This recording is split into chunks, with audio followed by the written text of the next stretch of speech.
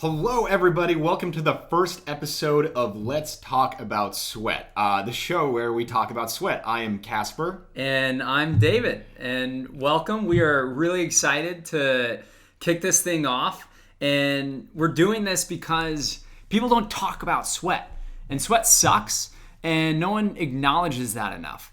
And it's a really big problem for a lot of people, and it's a painful problem.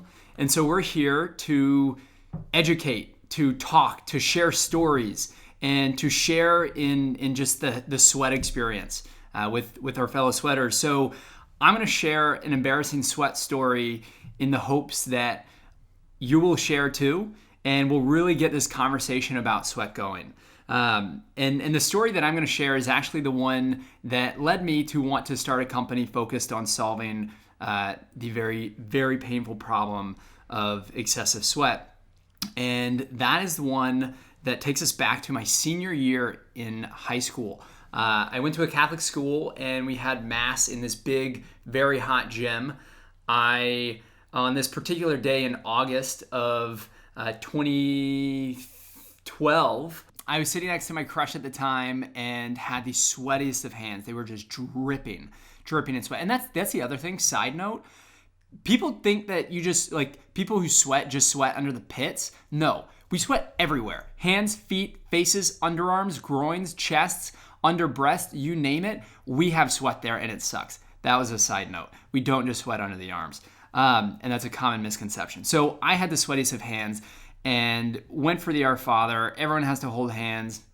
I was just trying my best to wipe my hands on my pants on the program, do whatever I could to get the sweat off of my hands. Nothing worked. And I offered the sweatiest, clammiest, most disgusting palm one could ever offer. And she never sat next to me again. So that is my embarrassing sweat story, and we hope you will share yours as well. Yeah, if you've got a story you want to share about how sweat's impacted your life, we want to put it on the show. 30 seconds is perfect. Doesn't have to be an 5 epic minutes, like David just told us all. And no asides needed either. No, actually, tangents are encouraged. Tangents are fun. Tangent for me. I also grew up going to Catholic Mass, and everybody is like holding sweaty hands during the Our Father. We actually had a priest who was like, no, you're not supposed to do that. That's why the Pope outlawed the holding of hands. Really? Well, it wasn't outlawed. It just updated. I thought we just had a really stern priest. No, now you're supposed to hold your hands out. No, our priest was like, no, you do this. You hold your hands together. No holding hands. That's some hippie crap. We don't do that here. Oh, God. Anyway. So that's David's first sweat story. You'll hear a lot of our sweat stories. We want to hear yours. If you want your story on the podcast, send it quickly to mystory@mycarpe.com. Audio recording, video recording is perfect. But let's back it up a second. Who are we? So David and I are the co-founders of Carpe, which is a company that makes sweat products for all over the body. Prior to this, because we were sweaty people, but also because Carpe is most of our lives right now, we've really spent most of our time thinking and talking about sweat. We've realized there's so much stuff out there that is fascinating and people want to hear. And like David said, this isn't a conversation that's happening in a big way. So we said, okay, for the people who do want to talk about sweat, for the people who want to hear about sweat, whether that's, learning more about how sweating works, whether that's hearing what other people are going through, whether that's talking to dermatologists and experts about, what's going on here. Are there, what's the future hold? Is sweating going to be something that we can get better at treating? This is what this podcast is going to focus on. So we're really excited to get started. And with that, let's roll the intro.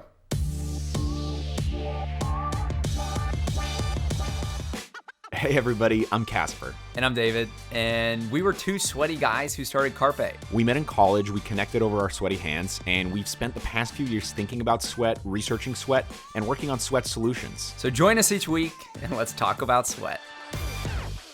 Yeah, so we're a little bit stiff right now. We're still a little bit awkward. This is our first time doing this podcast, but we want to get right into it. And I think, stick with us for a few episodes, and hopefully you'll find something here that you love. And we want to hear from you about what you're thinking of this podcast, what we should be talking about.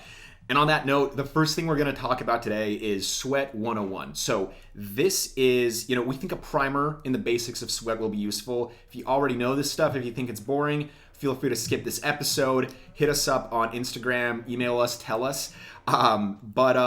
We will talk about some vocabulary that if you don't recognize it in a future episode, this will be a great episode to come back to and get a refresher on what all these words mean, like hyperhidrosis, eccrine sweat glands, anticholinergics, all this stuff. We just thought it'd be good to get the basics out there. And hopefully, even if you're an expert, you'll learn something along the way. Sounds great. Awesome. The very basics. What is sweating? Sweating is a release of this water-like substance onto the skin. It's got some sodium in there. It's got some potassium in there, but not as much. It's mostly water. And it's primarily happens so it can evaporate and cool the body. Now, I was looking up some facts before the show just so, we've been neck deep in this for the last few years, but I still want to make sure that everything I say is pretty well backed up because I can't go back and delete this episode. So I was finding all sorts of metrics on how much you can sweat, but the peak that I saw is up to a gallon per hour, which is an insane amount. Yeah. Most estimates were about half of that, like half a gallon per hour at peak thermoregulatory exertion. But you can sweat a ton. Yeah, and just to interject really quickly, most people, this is a big misconception with like heavy sweaters. People say, well, why are you stopping sweat all over the body? Sweat's necessary for thermoregulation. And yes, there is a certain level of sweat that is necessary for thermoregulation. Correct. But excessive sweat or hyperhidrosis, the medical condition of excessive sweat, is sweat beyond what's necessary for thermoregulation. So I just wanted to kind of add that in because thermoregulation is not, we don't just sweat exactly what's needed for our thermoregulatory system. So that seems to be the primary reason sweating evolved, the primary reason sweating exists. Thermoregulation is basically, keeping the body at the temperature range that the body needs to be in, right? Stuff is going to break down. Proteins are going to misfold if you're too hot. Stuff is going to break down if you're too cold. So, to heat up, the body burns stuff, increases metabolic processes. To cool down, it's a bit of a harder problem. You can't just burn stuff more to cool down. It's kind of like, it's easy to microwave something. It's much harder to flash. There's nothing like flash cooling, right? So thermoregulation is how the body gets around that. It's or the sweating. Human body. Correct. The human dog body just pants for hours. Well, we'll get to that actually in a second. So the way the human body, good point, David, cools down is kind of the swamp cooler effect, where basically, so you release sweat onto the surface of the skin, and the heat. So this is getting back to some middle school physics here. Phase changes, right? So as you're phase changing, that liquid from a liquid into a gas, that sweat, is literally becoming a gas actually, evaporating. It's sucking up heat as it does that. It takes thermal energy to go from a liquid to a gas, and that thermal energy is cooling you down, like that release of thermal energy. So that's why you sweat, so it can evaporate, so it can cool you down. That's the primary thermoregulatory reason for sweating. And that same mechanism of evaporation is why dogs pant. Like David said, so dogs do it by panting. A lot of animals do it by breathing or something like that. And actually, a lot of animals do sweat, but very few sweat profusely. Very few use it as their primary means of cooling down. Humans are the prime example. Horses are actually another really big example of very excessive, thermoregulatory sweating. Let's get back to the surface of the skin. David, do you want to dive into the sweat glands? How it works at that level? What are they? Yeah, so we have a couple. You didn't already talk about the different types of sweat glands, did you? No. Apocrine and eccrine. No, not yet. Okay, so you actually have different types of sweat glands. You have apocrine, which apocrine. Apocrine. What did I say? Apocrine. Oh, I'm an idiot. Yeah, so you have apocrine sweat glands, which are in your underarms, and they're in your underarms because they are glands that specifically go into a hair follicle. So when sweat comes out of a pore, it's actually going into the hair and then kind of dripping down from there. That's not a good explanation. No, it is. It's true though. The sweat what's gland, a better way of explaining it? Well, it empties into the follicle, so it kind of comes out along the shaft of the hair. That's an apocrine gland, and they're in your armpits. But there are also a lot of other places. So like on your nipples and genitalia, eyelids, wings of your nostril. But they're very specific areas. So primarily groin and armpits, you have apocrine. Most other areas of the body, Eccrine. exactly. And eccrine sweat glands, these are like the sweat glands in your hands, in your feet, or on the soles of your feet. So these basically just go directly onto your skin. So there's usually not any hair that's coming out of the glands themselves. Exactly. These are sweat glands. Eccrine sweat glands go directly onto the surface of the skin. You've got between 2 and 4 million of them on your body. Highest concentration is, if you have hyperhidrosis, you may guess this, hands, feet, and underarms. That is the highest concentration of eccrine sweat glands. So, and that's why those 3 areas are the 3 primary focal areas of hyperhidrosis. Exactly. The sweat glands are, to oversimplify it, basically like a little reservoir, which is kind of actually a thick tube, under the skin where the sweat builds up in the dermis. And then a tube that Explain what the dermis is. Well, the dermis is just like the skin. Yeah, right. The main layer of skin. Right. It's just plain talk. Plain talk. Main layer of skin, not the very, very surface. Professor Kasper. The dermis. Well, the dermis is a common word, I'd say. It's a reservoir. It's the dermis. You got a little underground lake of sweat under your skin, and you've got this little tube that comes through the epidermis. In the case of an eccrine sweat gland, and we're mostly talking about eccrine sweat glands. Apocrine are a minority. But, I mean, they are where most people's sweat is focused, which is in the pits.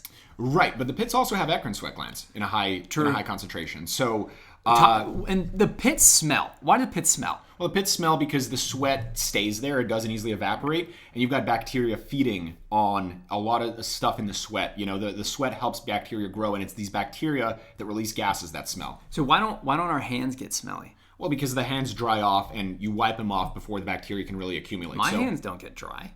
They don't get dry, but is it because of the occlusion? Well, you're rubbing your hands against things. So, like, if some bacteria is not going to sustainably grow there, right? In your armpits. It's about bacteria growth. So, it's about bacteria growth, yeah. Right. And then the smell, the malodor, is the sweat mixing with that bacteria and causing that malodor. Exactly. Well, no, it's the bacteria growing. It's not the sweat mixing with the bacteria. It's the bacteria growing because they're in that moist environment in your armpits. The bacteria cause the malodor. There are in the environments. It's more of like a closed environment, right? Exactly, the palms are an open, airy environment. You still have a lot. They can be very, very moist. I hate that word. That is such a gross word. Oh, yeah, but when someone describes we're talking, cake as moist, we're talking about that's the worst. It's a good podcast. cake. It's a good, tasty cake. It's not a moist cake. We don't shy away from the real words. To your point, that is why feet smell too. Sweaty feet because they're occluded in shoes all day. Yeah, and occlusion's an important concept that we'll circle back to because it's also an effective means of improving the efficacy of an antiperspirant.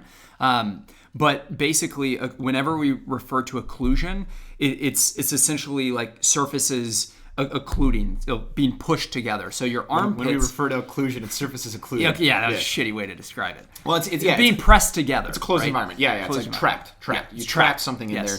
In this, crush it under your armpit. Oh, we were talking about the actual shape of the sweat gland, right? Yeah. So in this reservoir, in this underground lake of sweat, you've got these little muscles that kind of squeeze it and push the sweat out onto the surface.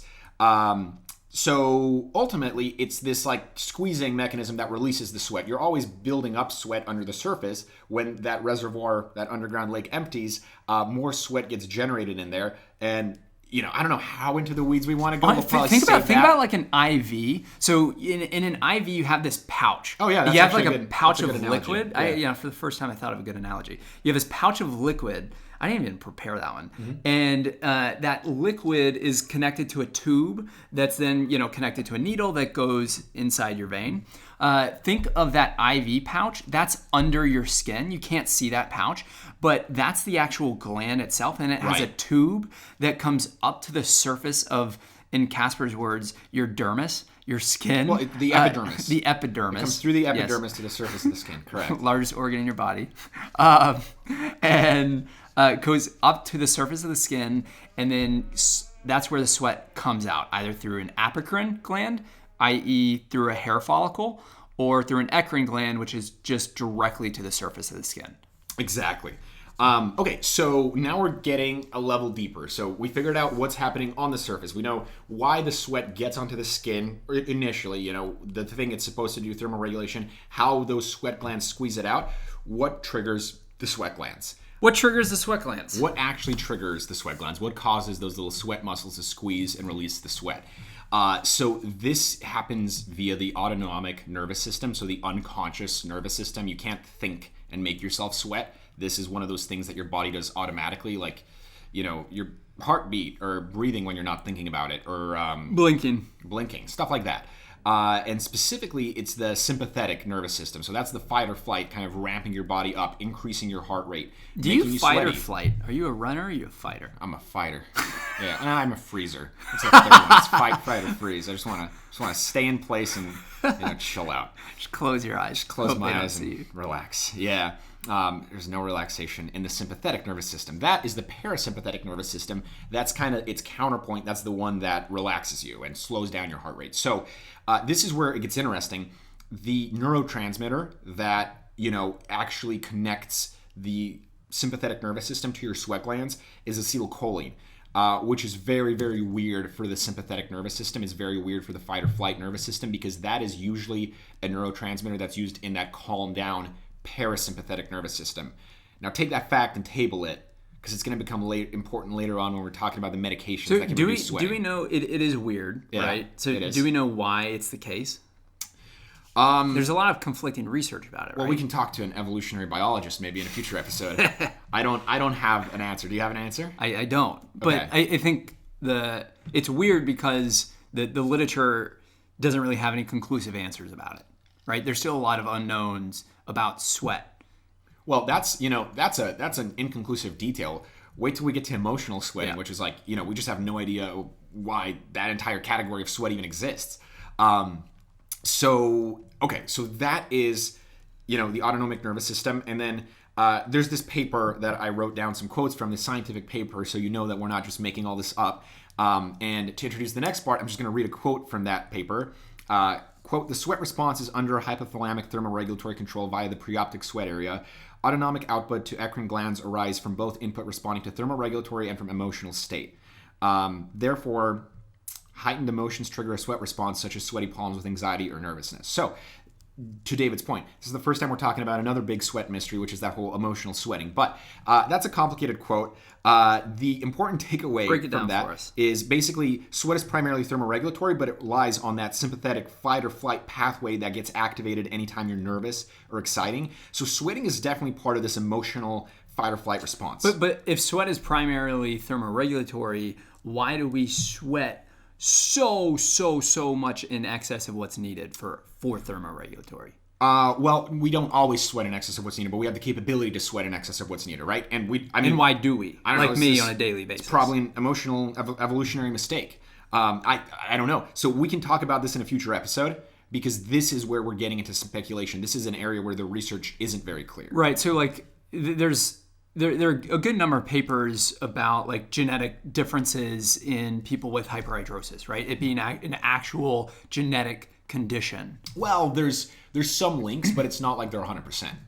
So it's not like you can point to the specific gene and say, this is the thing that causes excessive sweating. And there's an underlying deeper mystery here, which isn't that for hyperhidrosis, why do people sweat in excess of what's needed for thermoregulation?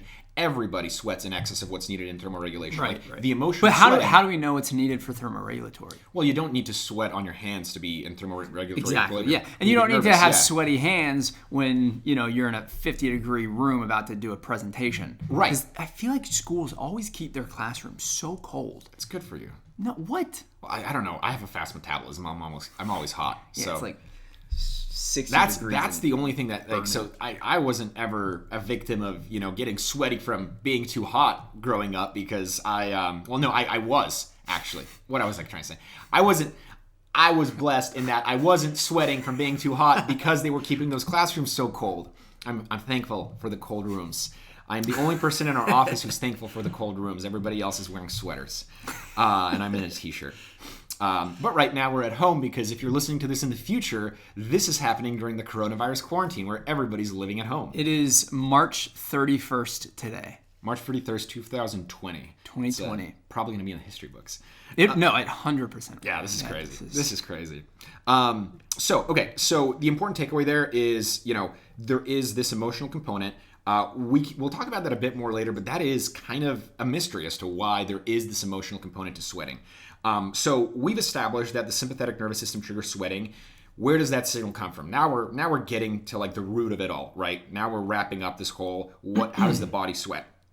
So from that paper, it says the preoptic sweat nucleus of the hypothalamus. That's like this tiny little node in your brain, kind of behind your, kind of in the middle of the brain. It's in your brainstem, right? Yeah, but it's kind of near the top in front of the brainstem. I was thinking like preoptic means behind your eyes, but I think it's more relating to the optic region of the brain. I'm not a neurologist. we shouldn't speculate. I'm sure anyone can Google it. So, comes out of the preoptic sweat nucleus of the hypothalamus. So this little bit of brain responds to temperature. So there's a feedback loop there in terms of what temperature that little bit of brain is at. And there's also a feedback loop with skin temperature. So if your skin gets really hot, that little bit of brain is going to say, hey, get sweaty, cool down the skin. But if that bit of brain gets a little hot, it's going to freak out. Yeah, a little bit of brain. Well, little bit of brain. You don't like me using the scientific words. You don't like me using the straightforward words, David. I just like that phrase, a little bit of brain. Oh, okay, all right. So we'll keep with it. We'll keep that little bit of brain phrase. That little bit of brain, when it gets warm, when it warms up a bit, it freaks out, and that's when it really makes you start getting sweaty, thermoregulatory sweat. And it doesn't take a big difference because it's very sensitive to, wanting to be in that temperature equilibrium. And again, it is connected to skin temperature. So it's not like the brain temperature is not the only thing that matters in terms of causing thermoregulatory sweat, but brain temperature differences have a way bigger effect on your sweating than skin temperature differences. Now this signal from the preoptic sweat nucleus of the hypothalamus travels down the spine along with the rest of your sympathetic nervous system signals via something called the inner mediolateral column. And then there are these bunches of neurons called ganglia along this chain, and this is where the signal branches out. And this is like, we're really getting into the weeds. One of the reasons we're kind of getting into the weeds on some of these things is everything that we're mentioning actually has something to do with one of the ways you treat excessive sweating. So these ganglia are going to be important when we start talking about the surgeries some people get for excessive sweating or hyperhidrosis. Which we would not recommend. Yes, for the record, we don't, from everybody we've spoken with, we don't recommend those surgeries, but we will get to that later today. It's called ETS. Yes. The second and third ganglia are believed to innervate the palms, like that cause excessive sweating. The fourth one, the armpits, but it gets complicated. There's other chains, like for example, from this paper, approximately 10% of the population carry the nerve of Kuntz, which I hope that's the way to pronounce Kuntz. I don't want to say it the other way. An additional aberrant division of the sympathetic chain arising from T1, T2, or T3. So yeah, this signal via the sympathetic nervous system generally goes through these ganglia and then gets out to via the nerves in your body to your sweat glands. That is the mechanics of sweating. Yeah, that's why I put it in there, because it's funny. That's why I put it in there. But it's actually from the paper. It's from that paper about how the mechanics work. And if anybody's interested, shoot us an email. We can put links to all these papers that kind of back this stuff up in the show notes. So now we're getting to the exciting stuff. That was kind of the big scientific of how do the mechanics work. David, questions about that part? I asked all my questions while we were going. So if anyone in the audience, no one's probably listening to this. If anyone's made it to this point and you're still listening, would love for you to ask questions. Shoot us an email, david@mycarpe.com, casper@mycarpe.com. Email us your questions. We'd love to dive into them and answer them on the next episode. Yes, and even if you don't have a question, you just made it to this point in the show, email us and say, hey, I got to that point in the show where you asked, is anybody still listening?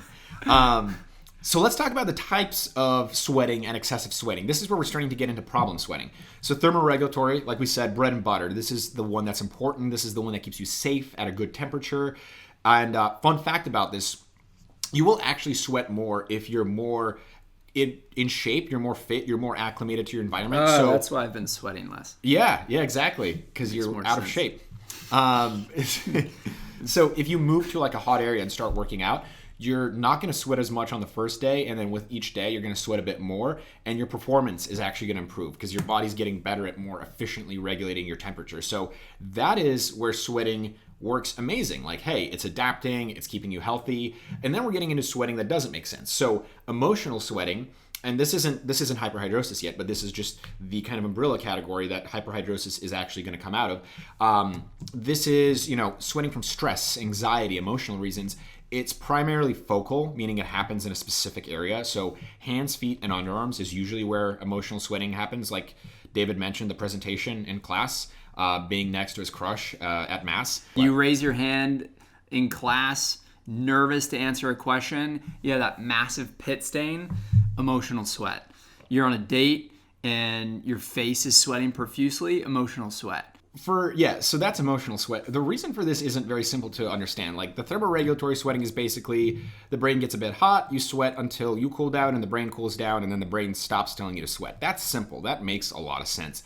Emotional sweating is a beast, and I've never read a paper that made me feel like I really understand what causes it. David, have you? No, the papers that I've read have all just said your sympathetic nervous system, obviously tied to your emotions, how you're feeling, your anxiety, your stress, everything like that. Right. And you're activating your sympathetic nervous system, fight or flight response, and you're emotional, and that basically stimulates the sweat glands and those pouches, those liquid IVs, to start pumping sweat out onto the surface of the skin. Yeah, but it's not that simple, right? The sympathetic nervous system isn't like on or off. There's times where that's why it's like hands, feet, and underarms, but not necessarily other surface areas of your skin are sweating. So this is something we'll probably interview an expert about in a future episode, because we've been doing this for 5 years and I still don't really understand emotional sweating. But it is normal. Some occasionally sweaty hands, sweaty feet, sweaty armpits when you're nervous, sweaty feet in my case when I forgot to put on Carpe. It's normal and it happens to most people. Hyperhidrosis. Now we're getting into excessive sweat. So there's papers where it's been defined as sweating in excess of thermoregulation, and I disagree with that, because there's emotional sweating that's sweating in excess of thermoregulation, and not everyone that emotionally sweats has hyperhidrosis. Exactly. This is where you start really seeing how difficult of a thing this is to unpack and understand, because not everybody who sweats emotionally, because most people sweat emotionally, has hyperhidrosis. They've tried to figure out other ways to define hyperhidrosis. And there's no volume of sweat that defines hyperhidrosis, because sweat volumes vary so much from person to person. It really comes down to how much sweat impacts you on a daily basis, right? So how does it interfere with your professional, personal, everything, every aspect of your life? How much does sweat get in the way? What's that impact on your quality of life? And based on that impact of quality of life score, that's how dermatologists or physicians, primary care docs, will determine whether or not you have hyperhidrosis. It's very qualitative at this point. Yeah. That's basically, like David said, what most of the diagnostic criteria established in these scientific papers, what a lot of dermatologists use to determine if you have hyperhidrosis. It's not like a clear test of you have hyperhidrosis, you don't have hyperhidrosis. It is defined by, is the sweat bothering you? So there are some people who sweat a crazy amount and it doesn't bother them. And in many cases, that would not be defined as hyperhidrosis. And other people, they sweat an amount that, somebody might consider normal, but for them, it's really getting in the way of their daily life. Sweaty hands, they're a big social barrier for them. And that is, in most of these cases, defined as hyperhidrosis. So, we will probably talk about this a little bit more casually in the future, but this is the... if you're actually getting down to the definition of hyperhidrosis, because a lot of people think it's a simple thing, like, oh yeah, like either you have hyperhidrosis or you don't. Again, every paper, every test has a slightly different definition, and it's this subjective thing. But if sweat is bothering you, and if it's not just thermoregulatory sweat, if it's excessive sweat, that is basically, could be considered hyperhidrosis. And I think one thing that's important, you don't just have to think you have hyperhidrosis in order to seek treatment for it, right? You can just have emotional sweat and want products to help curb that sweating. You can be annoyed by something and want something that helps, but it's not as clear cut as like eczema or psoriasis or acne, where it's very clear that you have this thing on your skin that is to be treated. It really based on your own personal relationship with your sweat and how much it impacts you, whether or not, you should seek prescription, OTC, combination of both treatment regimen. Exactly. The one thing that is a bit more clear about this, weirdly enough, is the thermoregulatory versus the emotional. So Hyperhidrosis arises from excessive emotional control, deregulation of the emotional control mechanisms, or whatever you want to call it, upregulation, I guess. Excessive emotional sweat, not excessive thermoregulatory sweat. That is not usually hyperhidrosis. Okay, now we're getting into the details. So take that with a grain of salt. Take even that with a grain of salt. What is true basically is thermoregulatory sweat is good. You should not try to stop that. Any sweat in excess of thermoregulation, if it's bothering you, it doesn't matter what it's called. It doesn't matter if it's called hyperhidrosis. That is something that it's totally fine to want to stop. That is something that, it's normal for that to bother you. How is the average Joe on the street going to know how am I going to know what's necessary for thermoregulatory versus what's in excess of that? Well, that's a good question. There are some simple ways to tell. Basically, if you're sweating because you're on a run, that's thermoregulatory sweat. If you're sweating because you're nervous, that's not thermoregulatory sweat. But really, it never hurts to talk to a dermatologist, right? It's mostly situation-based. If you're running, Right. if it's hot outside, if you're exercising a lot, you should be sweating. The amount that you're sweating is probably, what your body is telling you need for thermoregulatory. Right. If you're in a cool room and you're sweating everywhere, or just on your hands or in your face, wherever it is, you don't need that for thermoregulatory, right? Your body isn't overheating. I think that's the key difference. That is the key difference, yeah. And the areas matter too. Like sweaty hands, sweaty feet, almost never thermoregulatory. Sweaty armpits, even sweaty armpits are more emotional than thermoregulatory. But talking about hyperhidrosis, talking about excessive sweating, the reason I kind of caveated that it's almost not always it's almost always from the emotional side. Hyperhidrosis is defined as excessive sweating overall. And in the case of secondary generalized hyperhidrosis, it could be the result of a underlying condition that's causing your body to heat up and you're sweating profusely to try to cool that body down. Like menopause. Or taking medications, there's secondary hyperhidrosis isn't just an underlying condition. Secondary hyperhidrosis is also because you may be taking a medication that's causing you to then sweat excessively. Well, it's an underlying reason, right? So not necessarily an underlying condition. Right. So let's talk about what that means. So primary versus secondary hyperhidrosis. Secondary hyperhidrosis is hyperhidrosis. So for the purposes of this, like we said, hyperhidrosis has a squishy definition. When people talk about focal, generalized, primary, secondary hyperhidrosis, we're just talking about sweating in excess of what's normal, in excess of what's normally required for thermoregulation. Let's focus on that. So primary. Yes. Primary is what? Well, let's actually... Primary, it's easier to define primary as what it's not. So secondary hyperhidrosis. So secondary. Secondary hyperhidrosis is when you have a disease that's causing you to sweat more, like a heart condition or a gastrointestinal condition, or you're taking a medication where a side effect is excessive sweating, or you're going through something in your life, like David mentioned, menopause, that causes excessive sweating.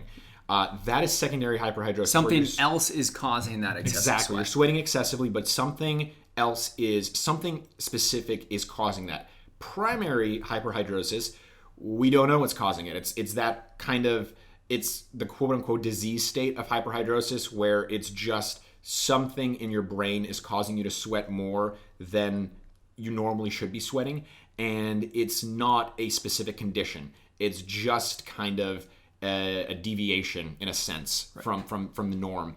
And again, it could be genetic. There are a lot of reasons. Scientists in the literature is not conclusive as to what causes primary hyperhidrosis. Right. But it does come from the brain. It doesn't come from anything on the... They've done a lot of studies. It's not like your sweat glands are different if you have primary hyperhidrosis. Your innervation to the sweat glands isn't different. It's actually something happening in the brain, kind of like an emotional And let's recap problem. again. Innervation. What do you mean by innervation? Right, the nerves leading to the sweat glands. There's nothing different about the nerves leading to the sweat glands. Right. You don't have more of them if you have hyperhidrosis. You have something in your brain saying, now is a good time to sweat more often than it should be. And the other distinguishing thing about hyperhidrosis is focal versus generalized. Generalized meaning you're sweating everywhere. And actually generalized sweating, that is more often thermoregulatory sweating. And when it's associated with hyperhidrosis, it's more often associated with secondary hyperhidrosis. So you have some medication, something that's causing you to sweat all over. Focal hyperhidrosis is when you're sweating in a very particular spot, like your hands, like your feet, like your underarms. And primary hyperhidrosis is most often primary focal hyperhidrosis. So when people say I have hyperhidrosis, and that's how they're referring it to it, not as a side effect of a medication or something. In most cases, people are talking about, I have excessively sweaty hands, I have excessively sweaty feet, excessively sweaty underarms. That is primary focal hyperhidrosis. Right. And these key differentiators are the reason why every time someone tells us we should sell our products to cycle bars, or what are they called? Cycle clubs, the Colts, the cycle Colts. Soul Cycle. Yeah, they're all of them. Cycle Studios. Studios. Yeah, Cycle Studios. Yeah. I thank them for the idea, and then politely just walk away, because no, we're not going to sell our products to cycle studios. If you're cycling for a straight hour, you should be sweating profusely everywhere, all over your body. Yes. Right? So there's no use using sweat products to curb the sweat when you're cycling or exercising, because you need that sweat to cool down your body. Exactly. Also, don't they keep those rooms at like 100 degrees? No, that's hot yoga. That's hot yoga. Yeah, but I feel like they also raise the temperature in cycle studio. Maybe not. I don't know. I think we've said this probably 50 times so far today, but it bears repeating again, basically. Like, thermoregulatory sweat, good. Hyperhidrosis, excessive sweating, stemming from that emotional sweating. You don't need that. There's nothing good about that. So it's perfect. Non-exercise sweat. Non-exercise sweat, basically, yeah. Or not, being in a desert sweat. That too. Like, you don't have to be exercising if you're, outside in August here. North Carolina. Yeah, it gets so humid. I'm from Atlanta, though. We spent a summer in New Orleans. That was you walk outside and your glasses are all fogged. Yeah, that's when I started talking about Carpe. How common is it? It's this is another thing people think. There is probably a set number of people in the United States with hyperhidrosis. Like we said, the definition is really squishy and kind of varies. So we've read studies that range from 1% of the population to literally 20% of the population having hyperhidrosis. Honestly, it doesn't matter whether you have primary focal hyperhidrosis. What matters is whether sweat's bothering you and you want to do something about it. And I'd say, based on our experience, that's probably 20% of people, right? Yeah. 20% of people have a real issue with excessive sweating. The overwhelming majority of people in this country are fed up with their current underarm antiperspirant deodorant product because it just doesn't work well enough for them, right? Like all of the big antiperspirant companies have had the same formulas for decades, and they aren't focused on the real problem of sweat. They're focused on different scents and different different lifestyles, and no one has really gone after sweat in an aggressive way, trying to tackle it and really innovate around the problem. And anyways, that's what we're trying to do. So I'm passionate about it. That's what we do. Yeah. So that's what we do at Carpe, is really focus on sweat. But like David said, yeah, I mean, there's some research out there that says 70% of people wish their antiperspirant worked better. We're here for you if you're one of those people. That's why we do what we do. Final thing I had about types of sweating is hyperhidrosis dangerous. So it's not. Excessive sweating in and of itself is not. If you're going to go to a doctor with hyperhidrosis, they want to check whether you might have an underlying issue that is dangerous that's causing that sweating. So secondary hyperhidrosis could result from something like heart failure, and they want to make sure you don't have heart failure that the sweating is a symptom of. But the sweating itself, not dangerous. It's just really, really annoying. Yeah. Good. So what's next? How do we deal with sweat? Yes, this is the final section of Sweat 101. What do we do to stop the sweat if it's becoming a problem in our lives? Thermoregulatory, again, we're thankful for. We wipe it off when we're done working out or when we find an air conditioner. But excessive or emotional sweat, which doesn't actually serve a useful function to us, it gets in the way or it causes us social and emotional pain, which is ironic because it's emotional sweating. We want to stop that sweat. And here is how people try to stop that sweat. So the most basic one, antiperspirants. David, how do antiperspirants work? Antiperspirants work by using an active ingredient that is aluminum-based, so an aluminum chloride or an aluminum zirconium or aluminum sesquichlorohydrate or aluminum chlorohydrate. Salts. They're all aluminum salts. They're all aluminum salts. That's how an antiperspirant is defined, by using and containing an aluminum salt that has been proven to be safe and effective at reducing sweating. So a product can't legally be an antiperspirant unless it has this aluminum salt. And that's why all of the quote unquote all natural products are only called deodorants, because they don't have that proven aluminum salt to reduce the sweat.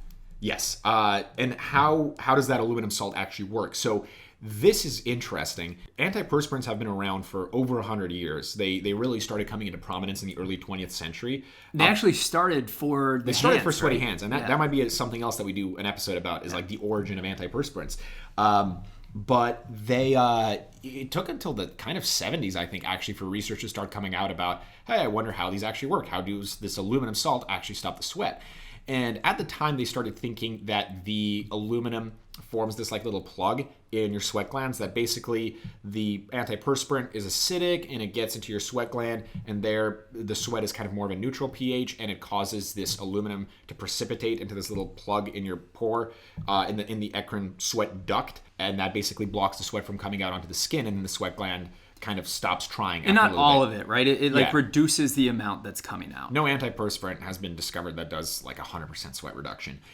But even more recent research has found that it's not actually just the aluminum that's causing this plug. It's the aluminum binding to certain proteins in your sweat, and together they make this plug, which could explain why some people have way better efficacy from antiperspirants than other people. Some people will use an antiperspirant and it really, really, really reduces their sweating. Some people barely notice a difference. And it may be because the chemistry of their sweat is a bit different, and it interfaces with that antiperspirant active ingredient a bit differently.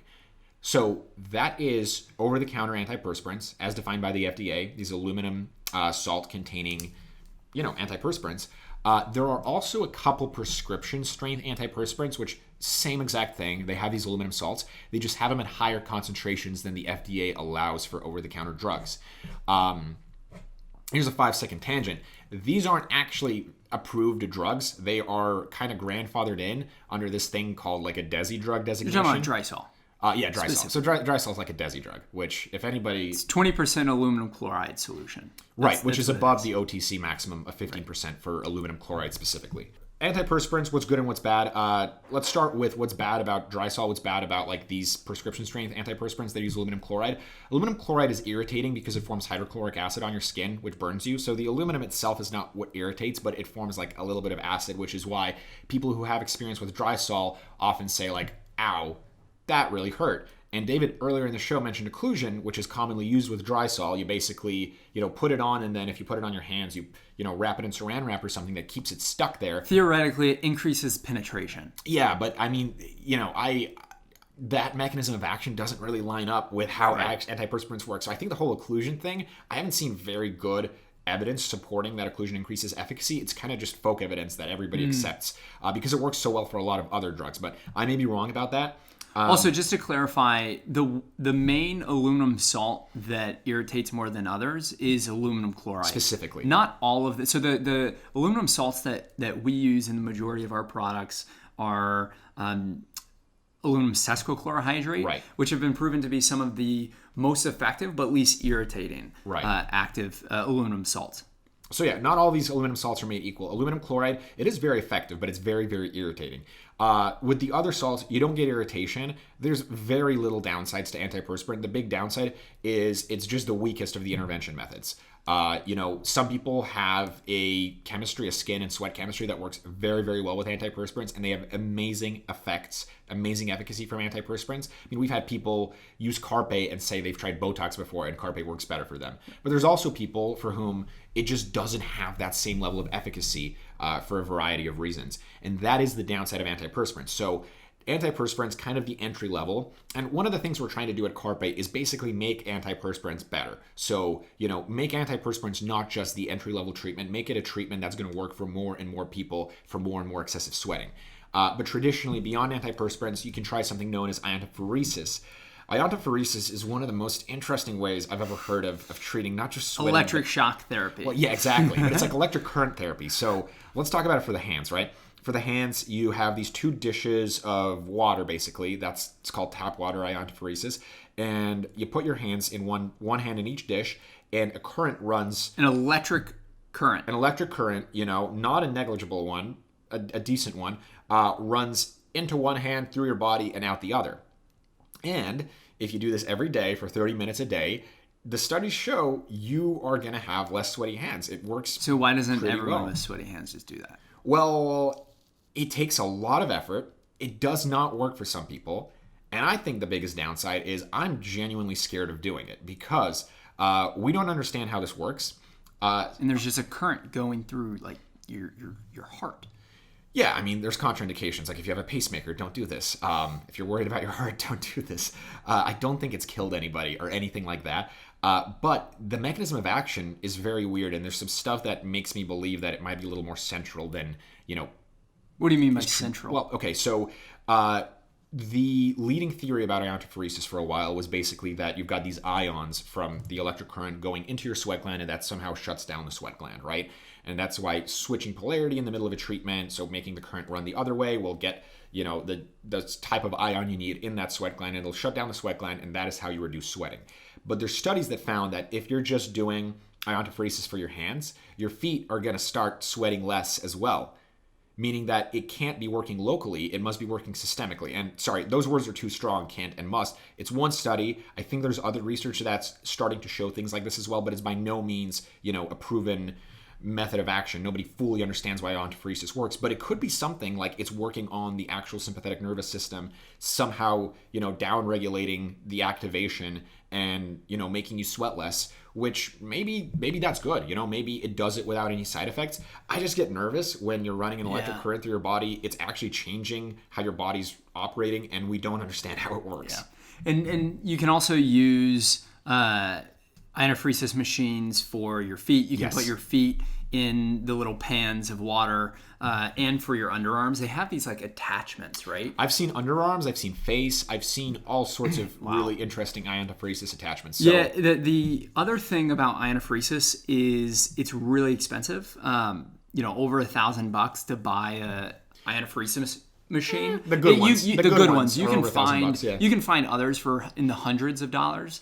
But I've met people through the International Hyperhidrosis Society who actually make their own iontophoresis machines with like aluminum tins, and they put water in them, and then take their own wires and build their own little devices to send the currents through. So very interesting. We don't recommend this, but I mean the point is, people have gotten really creative with iontophoresis. It's a simple mechanism. Yeah. Like the theory behind it is very, it's just really intense. Yeah. It's really intense. It's pretty intense, especially the time commitment and like what you're subjecting yourself to. Because you can't do anything with your hands. You're sitting there for half an hour and just your hands are stuck.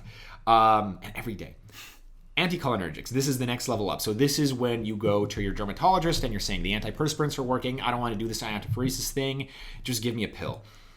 They have pills. They have pills that reduce sweating, and this is jumping back to what we were talking about, the mechanism of sweating. Acetylcholine, exactly. That is that neurotransmitter that connects the sympathetic nervous system to your sweat glands. The anticholinergics are an inhibitor of that acetylcholine activity, meaning, less the acetylcholine is not going to do as much stuff. So if you successfully inhibit acetylcholine, even if your central nervous system, even if your sympathetic nervous system is saying, hey, I want to sweat more, these sweat glands are not going to respond, and you're not going to sweat as much, which is great if you don't want to be sweating as much. The problem is that, well, David, you were eager to say what the problem is. You get dry everywhere. So there are a lot of side effects. Dry mouth, dry eye, so you get this really extreme cotton mouth. Your eyes get really dry. There are also a host of other side effects. They like laundry list them. Yeah. But those are the most common ones. And the other thing about anticholinergics, just so you fully understand them. So imagine the acetylcholine is this little thing. Imagine like a little running person, and he's like running through your body, and the finish line is a sweat gland. And when the little running person crosses the finish line, which is the sweat gland, and cuts through the rope, i.e. binds to the sweat gland, it sets off all the fireworks. And, that little running person won the race. Basically, what acetylcholine does is it runs through your body, attaches to the sweat gland, and then causes that sweat gland, sets the fireworks off, causes the sweat gland to push sweat onto the surface of your skin. Right. So theoretically, again, recapping what Kasper was saying, if you prevent acetylcholine from crossing the finish line, prevent that man, you push the person off the side of the road while they're running to the finish line. They never get there, never sets off the fireworks, and you don't start sweating. That's the theory behind it. But two problems with it, to David's point about side effects. One is you're stopping sweating everywhere, which, again, most of the hyperhidrosis, as we mentioned, that people want help with is focal. And if you're starting to stop sweating everywhere, you could have some thermoregulatory implications. Like, this is where you're starting to get into the area of like, oh, maybe stopping sweat is actually bad. Obviously, a ton of people use anticholinergics for hyperhidrosis, and with the supervision of a doctor, it's not that dangerous. So it can be done safely, but that is a potential side effect. The other family of side effects, David mentioned the laundry list, is caused by the fact that this little running guy, acetylcholine, as we mentioned earlier, usually innervates, or not, it's usually used in the parasympathetic nervous system. Right. It's usually used in that nervous system that calms you down, that lowers your heart rate. So when you start inhibiting acetylcholine, you have side effects like tachycardia.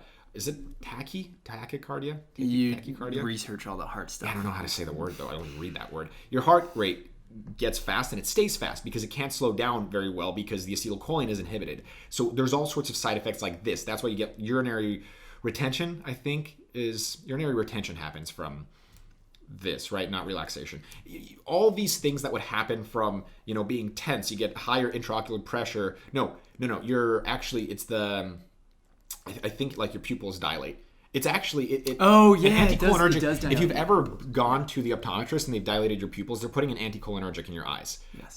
So that's why people get blurry vision sometimes. So blurry vision, dry mouth, dry eyes, blurry vision. Exactly. Yeah. I just looked this up because I was reminded of this. David's wife is in medical school, and when we were talking about anticholinergics, she mentioned there's this nursery rhyme, I guess, that they have to remember the side effects of anticholinergics. So here it is. Blind as a bat, dry as a bone, full as a flask, hot as a hare, red as a beet, mad as a hatter, tachycardia, and a leisure suit, phantom behaviors. So, blind as a bat, that's the blurry vision. Dry as a bone, you're not sweating. So dry as a bone is a side effect of anticholinergics, right? Which is why glycopyrrolate and oxybutynin, which are anticholinergic oral medications, are off-label recommendations by physicians for hyperhidrosis. As pills, they're not FDA approved for excessive sweating, but your doctor understands how they work and they can, prescribe it and say you can use this for sweating. But originally anticholinergics used for a lot of things. Not sweating is just one of the side effects.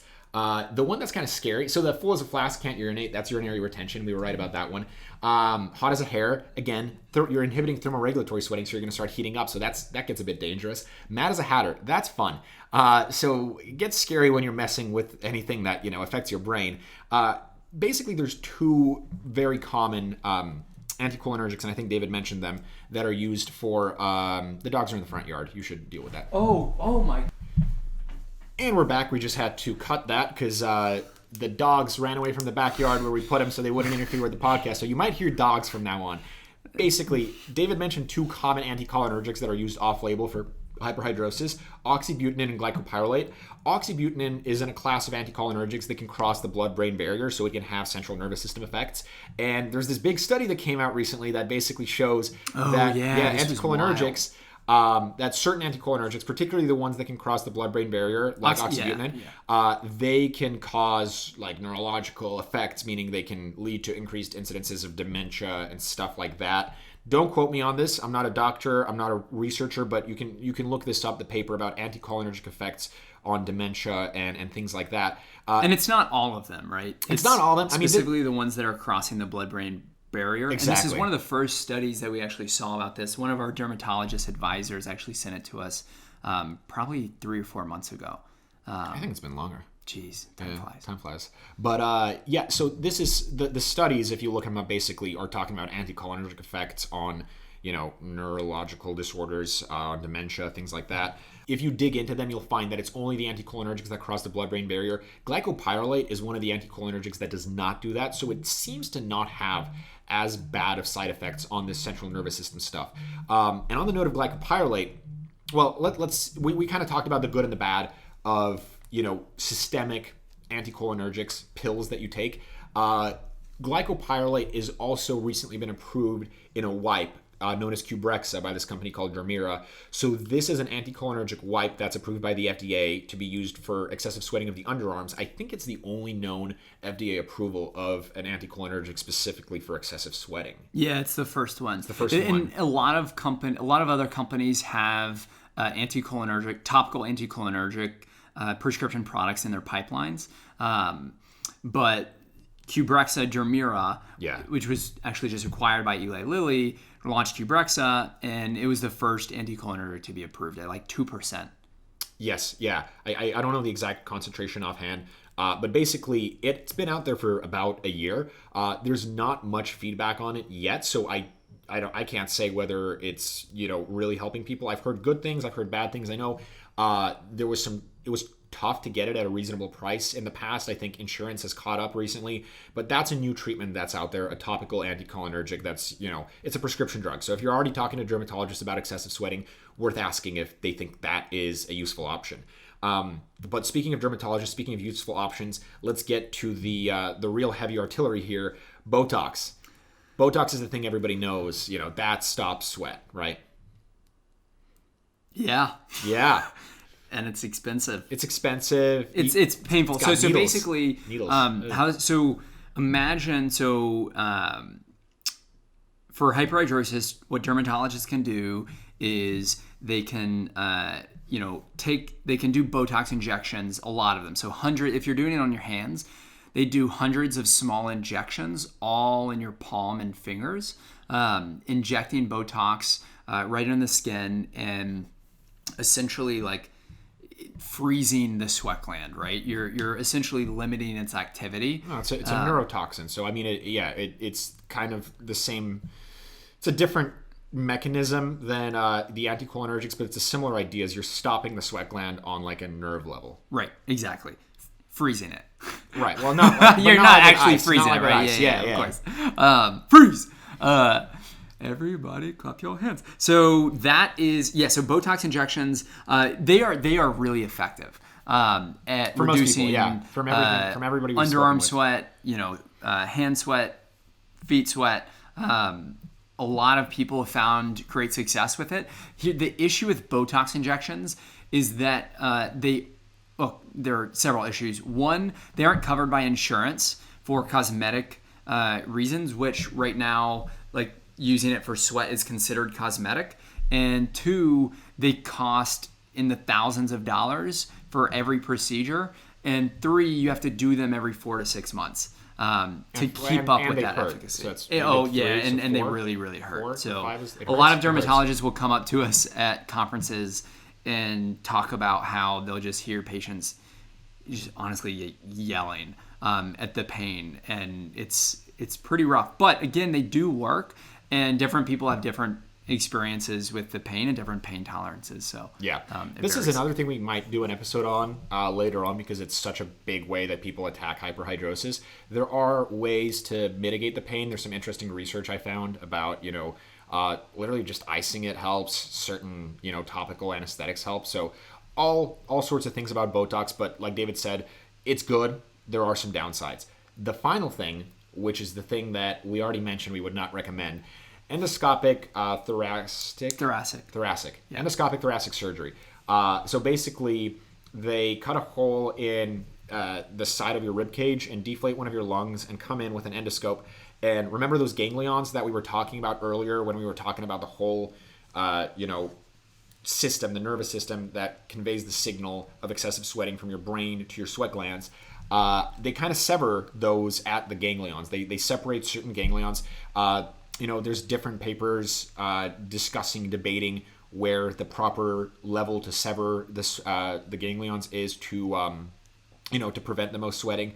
But the big problem is compensatory sweating. Compensatory sweating. Regardless of where you're severing those sweat glands, it seems that, or regardless of whether you're severing that that neural chain, it seems that the body in a lot of cases will kind of compensate for not sweating on the hands or not sweating on the underarms or the feet, which is what this surgery is meant to stop, by sweating in other areas like the back, like really profusely sweating. Or the groin. Yes. So, again, it is varied. The majority of cases that we've heard When I went to the conference for the International Hyperhidrosis Society, someone stood up, they were crying and just begging everyone in the room to never get ETS. And she basically said that it ruined her life. She did it to stop her underarm sweat, and then she started profusely sweating in the groin region. And it was really, really sad to see. On the other hand, a guy that was doing some work on my house for me had it like 20 years ago, and he gets really bad back sweat now, but he cares about that less than he cared about his underarm sweat. So it's fine for him. Most of the cases, again, that we've heard are that it really creates this compensatory sweating that is, in a lot of cases, even more difficult to bear than the original issue. So, and it's an intense surgery. So yeah, it is an intense surgery. It's like banned in Europe, right? I don't know about Europe. It's definitely banned in certain places. Look up, if you're considering this, look up the studies yourself. It's not like 100% of people regret it, and it varies by study. And also, I think varies depending on whether the person who did this study is a surgeon who, wants to promote his ETS practice. But we've heard enough horror stories about this that we would just caution anybody who's looking at it into really looking at the downsides of what could happen, because there's a lot of people out there who we've spoken with who really regret getting ETS. So that is the nuclear option, the option that I would personally never undertake. Botox, something, I don't mind needles. I'm not too worried about Botox if I could afford it. But when you look at all of these, and in future episodes, we'll dive deeper into like individual categories of treatment. So we'll dive deeper into antiperspirants, we'll dive deeper into ionophoresis, anticholinergics, Botox. Probably won't do an episode on ETS because we don't really believe in it. I mean, look, if somebody who's listening to this has had a good or bad experience with ETS, reach out to us. If we get enough user stories, we might do an episode on ETS based on user stories. Absolutely. Yeah. But, for us, when we look at all of these different treatment categories, the one that we're focused on is really, as a brand, as the Carpe brand, is the antiperspirants. Why? Because they have so much potential to deliver better efficacy than a lot of these other treatments at a significantly lower cost and without the side effects. So it's basically all about delivering same or greater level efficacy without the inherent side effects of some of the prescription solutions and without the huge costs associated. So affordability and accessibility, that's really and efficacy. Those are the three things we're really focused on. So that's our mission at Carpe, making the most effective, accessible, easy to use sweat solutions for all over the body.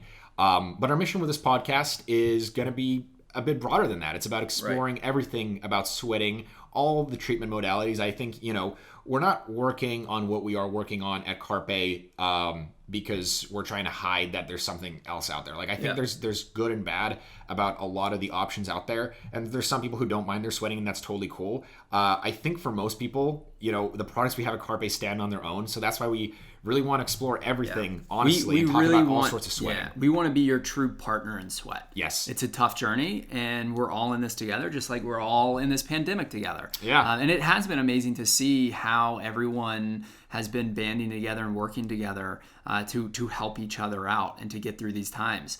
Sweat is a lifelong journey. It's not one that's going to come and go. So we're here, we're in it for the long haul, and excited to be your sweat partner. Yeah.